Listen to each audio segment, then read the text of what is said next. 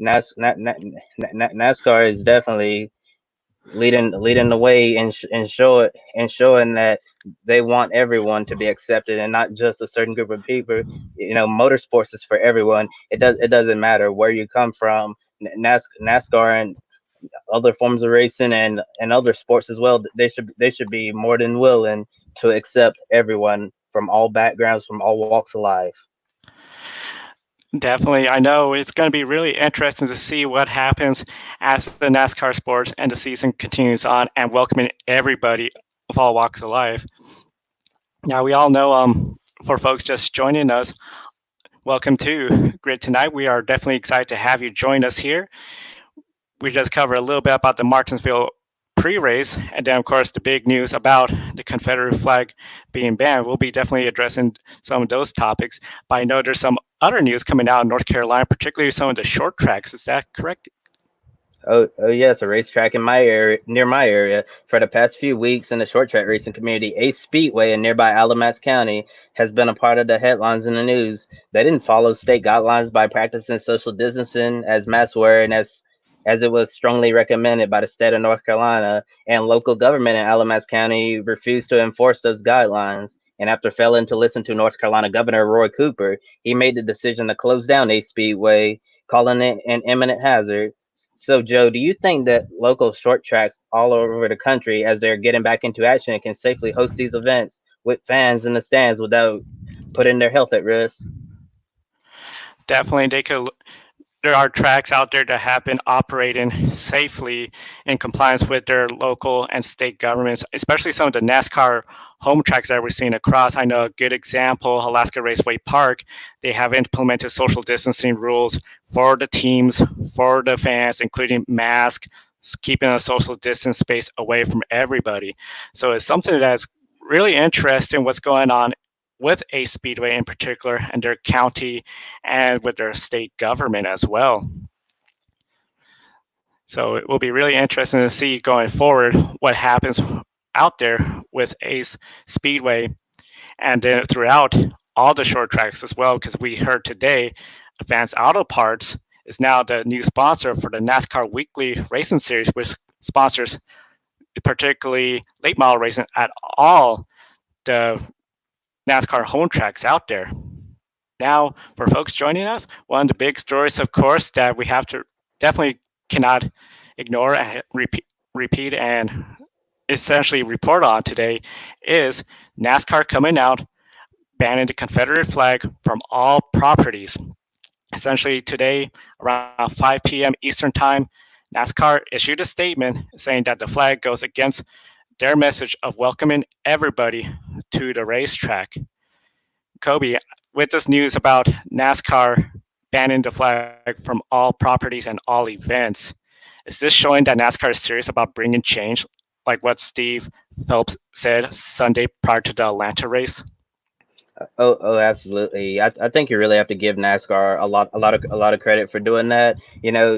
Steve Phelps displayed true leadership by speaking to everyone before the race. Adding on to their pre-race ceremonies and letting and acknowledging all of the trouble going on right now in our country. And we've seen a ton of changes in NASCAR this week. I think it's definitely one of the most historical, progressive weeks in NASCAR history, and it's definitely a welcome sight to see. And however, at the same time, in regards to banning the Confederate flag, I think it's definitely a move that needed to be done and should have been done a long time ago. But however, it's one of those things that I'm not gonna believe it until I see it. Saying that you're gonna do something is one thing, but actually doing it is another. So I'm really curious to see how NASCAR is actually gonna enforce this ban of the Confederate flag. But at the same time, they definitely deserve a lot of credit for taking all of the necessary steps that are doing this week. I know that these moves are going to alienate some of the fan base, but NASCAR is all about moving forward, and I believe that they have so much to gain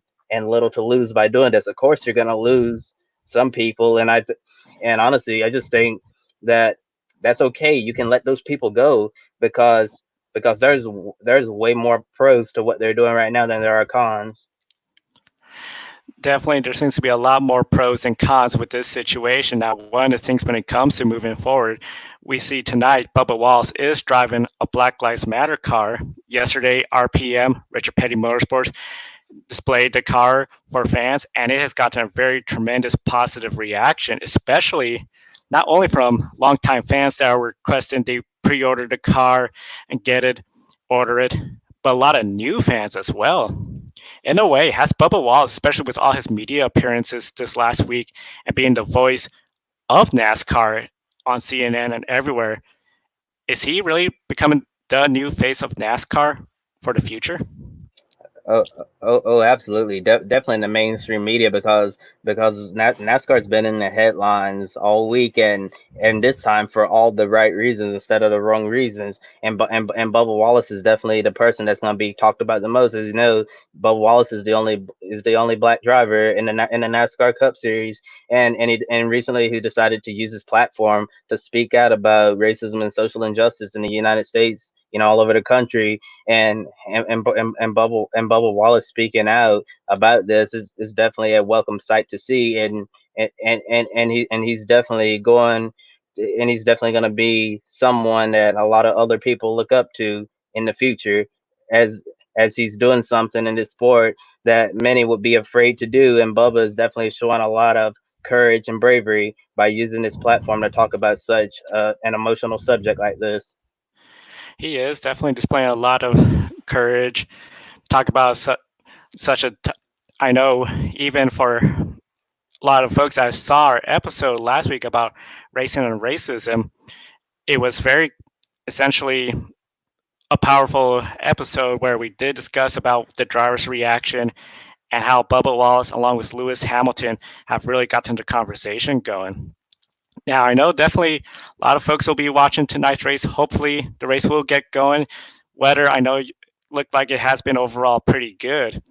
When it comes to Martinsville across, Martinsville is a little bit of a tricky track. Sounds like you have a little bit about Martinsville you like to share. Oh, oh yes, tonight's race at Martinsville is number 143 at the paperclip, but the first nighttime race at Martinsville Speedway in the NASCAR Cup Series, the 500 lap event will have two 130 lap stage lengths, with the final stage being 240 laps. And with the new stage lengths and the low downforce package for this year, are we going to see any new strategies? Definitely, it's going to be really interesting to see what kind of new strategy with the low downforce. Of course, that means whereas last year there was a little bit of draft effect that's been negated. When it comes to tire wear, you don't have that downforce, so the cars might be slipping and sliding a lot more. So it's really going to be interesting to see. The big thing that's going to be a factor, of course, is when the cautions come out. Martinsville is always known for having a lot of yellow flags, cautions breeding cautions. So it's going to be really interesting to see what happens. I think it's going to be typical Martinsville where we're going to have cautions and possibly a green white checkered flag finish. Yeah, and you know the field windows opens up every 150 to 160 laps, and and at some points you'll see frequent cautions. You know, cautions breed cautions that may become the story tonight. You never know. And we have 10 returning race winners, including Jimmy Johnson, who has the most wins out of all active drivers with 9 victories at Martinsville. Do you think he's the favorite tonight? Definitely, I think Jimmy Johnson might be a favorite. The team is looking really good overall. One of the big things I think a lot of folks will have to consider is some of the other drivers starting in the top 10. Taking a look at that, we see the number of past winners we have here. We have Joey Logano, Clint Boyer, Martin Truex, Brad Keselowski, Kyle Busch, all essentially starting from third down to seventh place. They've all have past wins there. Kurt Busch, Kevin Harvick, ninth and 10th, they all got wins as well too. So it's going to be really interesting to see what happens tonight.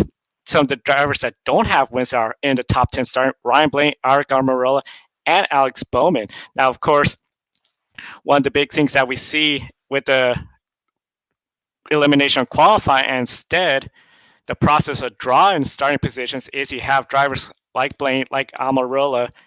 They're very capable of qualifying in the top 10. They have the good equipment. The big question is, could have been in the front row as both of them are. So it's going to be really interesting when you have so many past winners in the top 10, but the front row is led by two drivers who has never won at the old paperclip.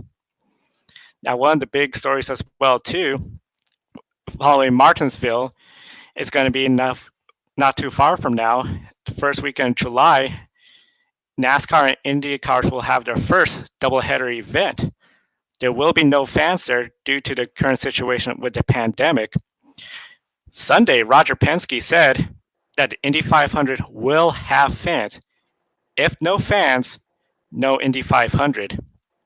Do you think Roger Penske would really consider canceling the Indy 500 if fans are not able to attend the race?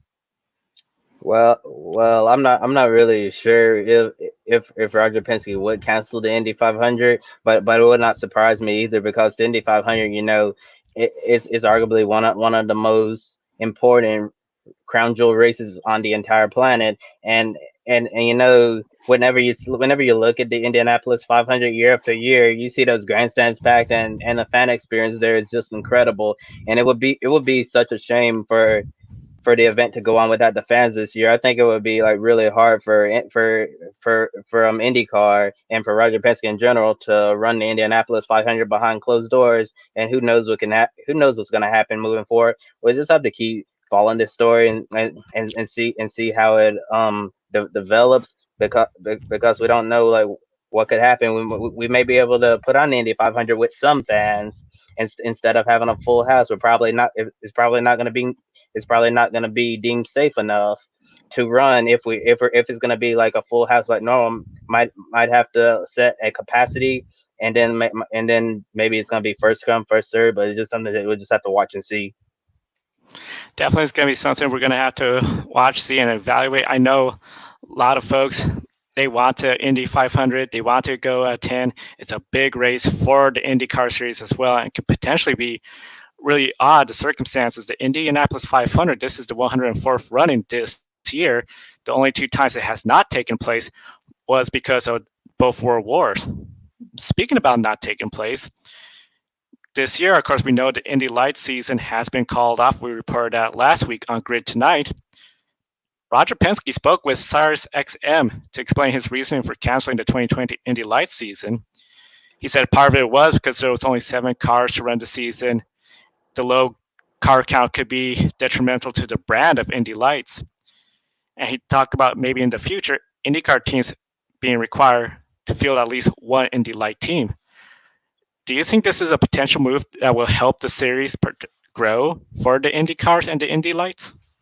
Oh, absolutely. The Indy Light Series has definitely been struggling with car count numbers in recent years, and it's been really sad to see because if you look at the heyday of the Indy Light Series, you saw stacked fields with a lot of talent in the field, and we saw some of the future stars that we have in IndyCar today. They had to work and claw their way to the front, to get the Indy Lights.